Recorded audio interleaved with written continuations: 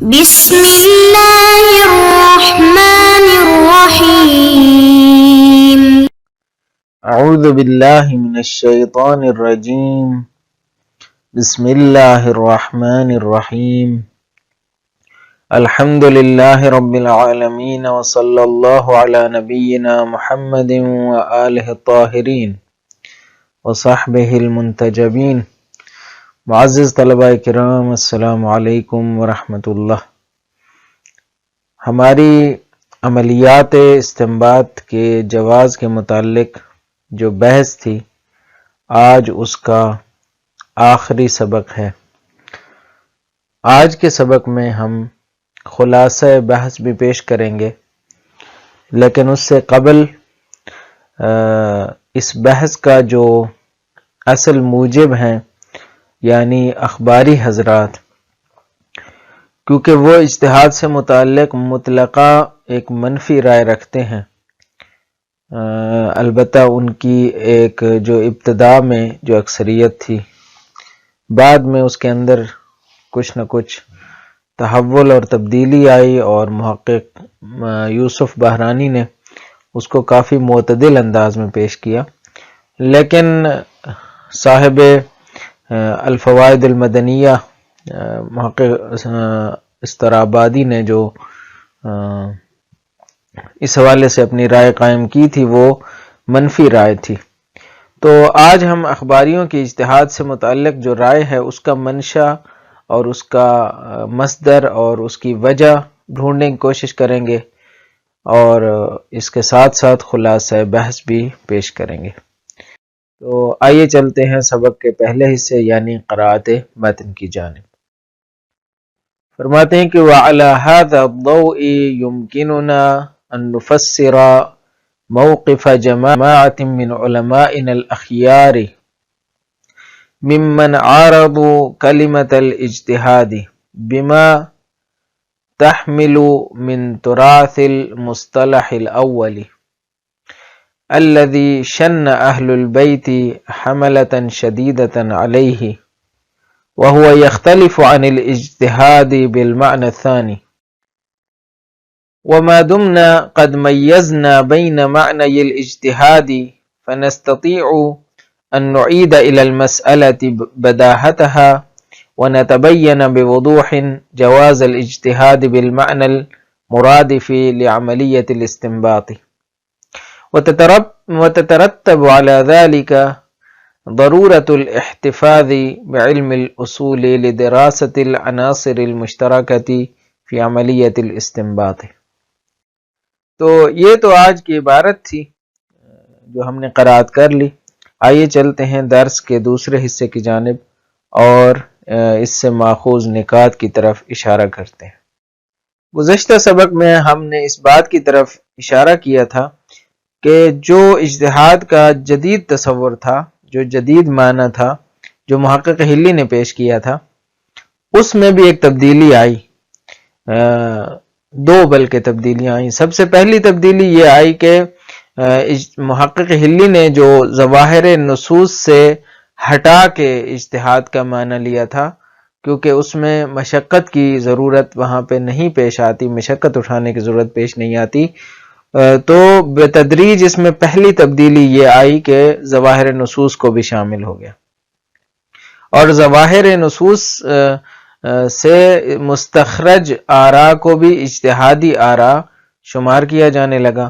اس کے بعد اس میں مزید تبدیلی آئی، وہ یہ تھی کہ مطلقہ استنباطی عمل اور اس کے لیے کی جانے والی فقیہ کی کاوشوں کو اجتہاد قرار دیا.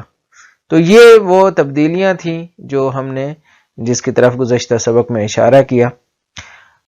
ان سب تبدیلیوں کا جائزہ لینے کے بعد مباحث اپنے آخری مراحل میں جواز عملیات استنباط کی بحث چل رہی ہے. تو اصل میں یہ جو جواز عملیات استنباط کی بحث ہے، یہ اخباریوں کی طرف ناظر ہے، کیونکہ اخباری علماء نے اجتہاد کی مخالفت کی ہے. تو شہید در حقیقت بیان کرنا چاہتے ہیں کہ انہوں نے یہ مخالفت کیوں کی ہے. آج اس کی وجہ کی طرف شہید اشارہ کر رہے ہیں آج کے سبق میں. فرماتے ہیں کہ اخباریوں نے جو مخالفت کی ہے اس کی وجہ یہ ہے کہ اخباریوں نے اجتہاد کے قدیم تصور پر جمود اختیار کیا ہے، اور ان کے ہاں جو مخالفت کی وجہ ہے وہ یہ ہے کہ انہوں نے روایات کو دیکھا جو کہ قدیم تصور کو نفی کر رہی تھی اور اجتہاد کے کو ماخذ کے طور پر قرار دینے کی نفی کر رہی تھی، رائے کو بے عنوان ماخذ کے طور پر قرار دینے کی نفی کر رہی تھی، شخصی اور ذاتی رائے کی نفی کر رہی تھی کہ اسے ماخذ قرار دیا جائے۔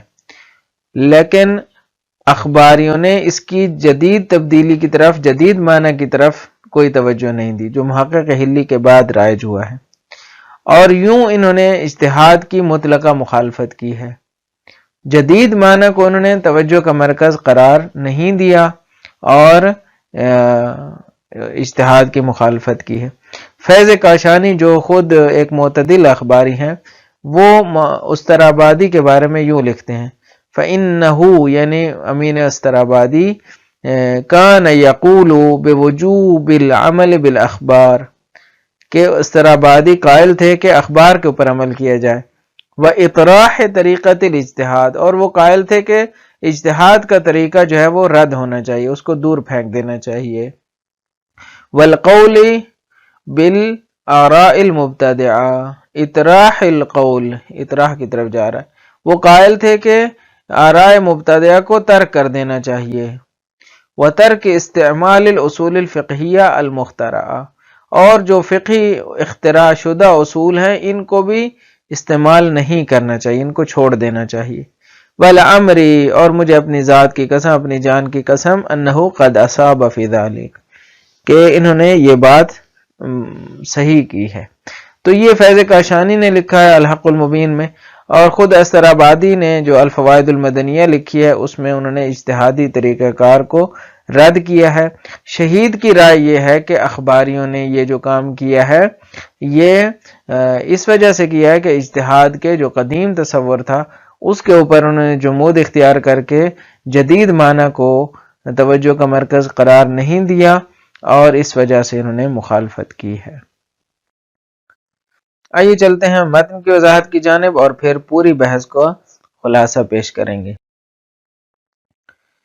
فرماتے ہیں کہ وَعَلَى هَذَا الضَّوْءِ، یہ جو معانی کی تبدیلیاں تھیں اس کی روشنی میں، یعنی تبدیلی معانی کی روشنی میں، جو تبدیل ہونے والے معانی تھے ان کے بیانات کے بعد، ان بیانات کو دیکھنے کے بعد اور اس روشنی میں یمکننا، ہمارے لیے ممکن ہو جاتا ہے کہ ان نفسر موقف جماعت من علمائنا الاخیار، ہم اپنے علماء کی ایک جماعت کے موقف کی وضاحت کر سکیں۔ کون سے علماء؟ جو اخیار ہیں، جو نیک ہیں، مراد اخباری علماء ہیں۔ دیکھیں اختلاف رائے ضرور ہے لیکن ان کو خارج نہیں کر رہے اپنے دور سے اور مدار سے اور احترام کے اس دائرے سے باہر نہیں، بلکہ تمام احترام کے ساتھ بیان کر رہے ہیں۔ یہ علماء الاخیار جنہوں نے کیا کیا ہے، ممن عارضوا کلمۃ الاجتہاد، انہوں نے معارضہ کیا ہے، مقابلہ کیا ہے کلمت اجتہاد کا۔ ہم کیسے اس کو تفسیر کریں گے؟ یمکننا ان نفسر، ہم تفسیر کریں گے۔ کیسے تفسیر کریں گے؟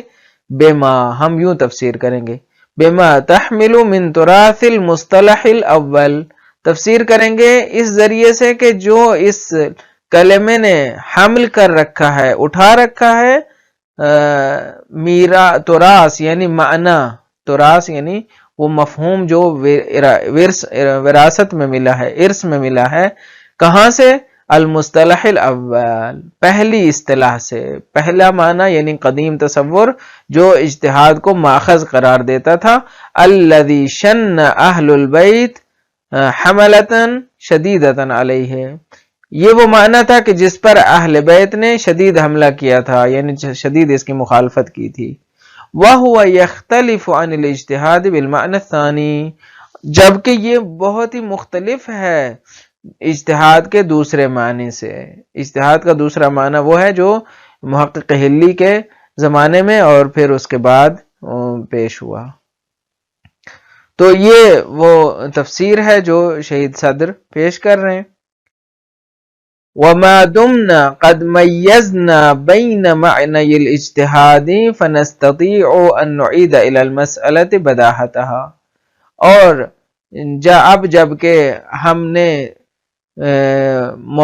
تمیز کر دی ہے، فرق ڈال دیا ہے، فرق کو بیان کر دیا ہے دو معنی کے درمیان جو اجتہاد کے لیے موجود ہیں، ایک قدیم تصور اور ایک جدید تصور. قدیم تصور جو اجتہاد کو سورس سمجھتا تھا، ماخذ سمجھتا تھا، اور جدید تصور جو اجتہاد کو روش سمجھتا ہے اور میتھڈ سمجھتا ہے. اب جب کہ ہم نے بیان کر دیا ہے فنستطیعو، تو ہم اس قادر ہو جاتے ہیں، اس بات پہ قادر ہو جاتے ہیں کہ ان نعید الی المسألۃ بداہتہا، ہم مسئلے کی طرف لوٹا دیں اس کی بداہت کو، یعنی ہم مسئلے کی بداہت کو اس کی طرف لوٹا سکتے ہیں اور کہہ سکتے ہیں کہ یہ مسئلہ واضح ہے اور اس مسئلے میں کوئی اشکال یا سوال کی گنجائش بھی نہیں بچتی. فنستطيع ان نعيد الى المسألة بداهتها وان نتبين بوضوح، یعنی ہم اس بات پر قادر ہیں کہ ہم بیان کر سکیں واضح طور پر کس چیز کو؟ جواز الاجتہاد، اجتہاد جائز ہے، اجتہاد کے جواز کو بیان کر سکیں. کون سے معنی میں جائز ہے؟ ماخذ کے معنی میں یا روش کے معنی میں؟ روش کے معنی میں، بالمعنى المرادف لعملیت الاستنباط، اس معنی میں کہ جو مترادف ہے ہم معنی ہے کس کا؟ عملیات استنباط کا، یعنی روش استنباط. وتترتب على ذلك ضرورت الاحتفاظ بعلم الاصول، اور اسی پر مترتب ہوتی ہے کہ ہمیں علم اصول کی بھی حفاظت کرنی ہے، علم اصول کو بھی نہیں چھوڑنا، کیونکہ اخباری مخالف تھے علم اصول کے. کہتے ہیں جب آپ کے لیے اجتہاد کا معنی روشن ہو گیا، عملیات استنباط کے معنی میں ہے، تو اسی پر یہ بھی مترتب ہوتا ہے کہ آپ نے علم اصول کو حفاظت کرنی ہے اور اس کو پڑھنا ہے. لدراست العناصر المشترکہ، کیوں پڑھنا ہے؟ تاکہ آپ کو معلوم ہو سکے عناصر مشترکہ کے بارے میں آپ کو معلوم ہو. فی عملیت الاستنباط، استنباطی عمل میں عناصر مشترکہ کو کشف کرنے کے لیے آپ کو علم اصول کی ضرورت کا بھی علم ہو جاتا ہے. تو یہ تھی مباحث جو شہید نے جواز عملیات استنباط کی بحث کے عنوان کے تحت پیش کی ہیں. آئیے پوری مباحث کو ایک بار پھر جلدی مرور کر لیتے ہیں. ہماری بحث کا آغاز یہاں سے ہوا تھا، جواز عملیات استنباط کی بحث سے ہوا تھا. ہم نے کہا تھا کہ کیا سوال بن سکتا ہے کہ عملیات استنباط جائز ہیں یا نہیں ہے، کیونکہ عقلی طور پر ہم نے بتایا تھا کہ یہ تو ایک عقلی ضرورت ہے. جب عقلی ضرورت ہے کہ انسان اپنا وظیفہ اور اپنی ذمہ داری کا تعین کرے شریعت کے مقابل میں، تو پھر تو بنتا ہی نہیں ہے سوال. لہذا عملیات کے استنباط کے جواز پر اٹھائے جانے والی سوال کی معقولیت ہی اصل میں زیر سوال ہے. تو پھر ہم نے بتایا کہ اصل بحث اس عملیات کے بارے میں یا اس فعل کے بارے میں نہیں ہے، اصل بحث جو ہے وہ لفظ کے بارے میں ہے. اجتہاد کے لفظ کے بارے میں منفی تاثر پایا جاتا ہے، اور پھر ہم نے اس کی وجوہات کا جائزہ لیا اور بتایا کہ یہ لفظ پہلی بار جو ہے وہ بعض فقہی اہل سنت کے فقہی مدارس میں وجود میں آیا، اور ان مدارس اور مکاتب کے ہاں رائے کی جو حیثیت تھی وہ ذاتی حیثیت تھی، اور اس میں ذوق مجتہد کا بڑا کردار تھا، اور اس وجہ سے اس کے بارے میں منفی تاثر پایا جانے لگا. اور پھر اس تاثر کو روایات میں وہ ملا، اور پھر جب روایات میں اس کے مخالفت ہوئی تو اس مخالفت کے نتیجے میں شیعہ علماء نے بھی اس کی مخالفت کی اور اس پر کتابیں لکھی، یہاں تک کہ پھر محقق حلی کا دور آیا. محقق حلی نے اجتہاد کے لفظ، یہ جو لفظ تھا اس کے ہٹا کے حقیقت اجتہاد کی بحث کی، اور پھر اجتہاد کا مفہوم تبدیل ہو گیا.